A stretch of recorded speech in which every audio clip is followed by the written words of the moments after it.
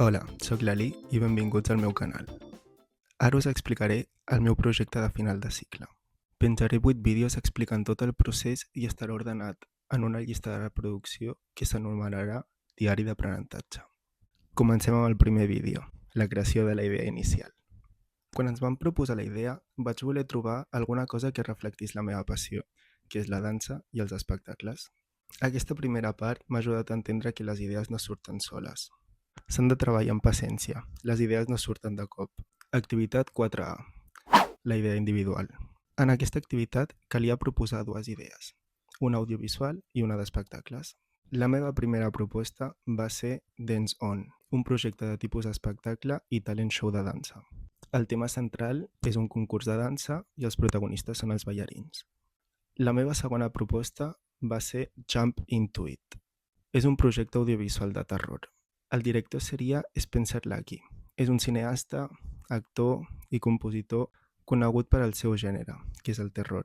El conflicte central són els jumpscares i el conflicte extern seria els monstres que l'atossiguen constantment. Es tractaria d'una pel·lícula que creés tota l'angoixa cap a l'espectador amb l'objectiu de fer una bona pel·lícula de terror. Activitat 4B, segon lliurament de la idea individual. En aquesta activitat havíem de triar la que més ens motivi. En el meu cas, és un programa per televisió. El projecte porta per títol Dance On. Es defineix com un concurs i en cada categoria s'eliminaria a un concursant. Basant-me en el programa d'Operación Triunfo, la primera temporada constaria de 14 episodis. Ho vaig suspendre, així que em vaig proposar a fer-ho de la millor manera possible, un altre cop. Encara que tots els meus companys han fet alguna pel·lícula, curtmetratge o producte audiovisual, amb tot aquest brainstorming vaig treure la conclusió del que m'havia de centrar jo era en els espectacles. El meu treball final, i fet un altre cop, va ser Dance on the Beat. El títol encara és provisional, ja que vull que el canal de YouTube i el meu projecte tinguin harmonia. L'activitat 4C, anàlisi d'un company. En aquesta activitat vam haver de valorar la idea i implementar millores en el projecte d'un dels companys de classe. A mi em va tocar la Leire i gràcies a ella vaig fer un dossier bàsic, estètic i bonic. Activitat 5, canal de YouTube. En aquesta activitat ens demanen que argumentem el projecte en aquest canal. Jo vaig voler fer una temàtica de canal únic, ja que no sé si em tornaran a donar aquesta possibilitat. Activitat 6, fes-ho teu.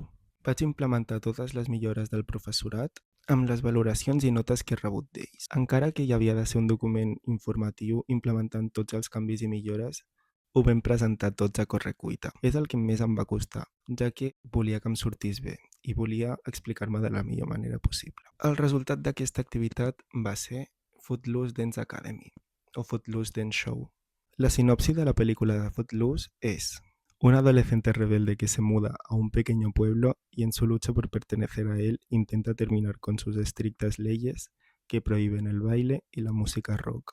Així que vaig voler fer la temàtica amb les cançons de tipus rock i pop durant tot el concurs i amb una gala final molt original.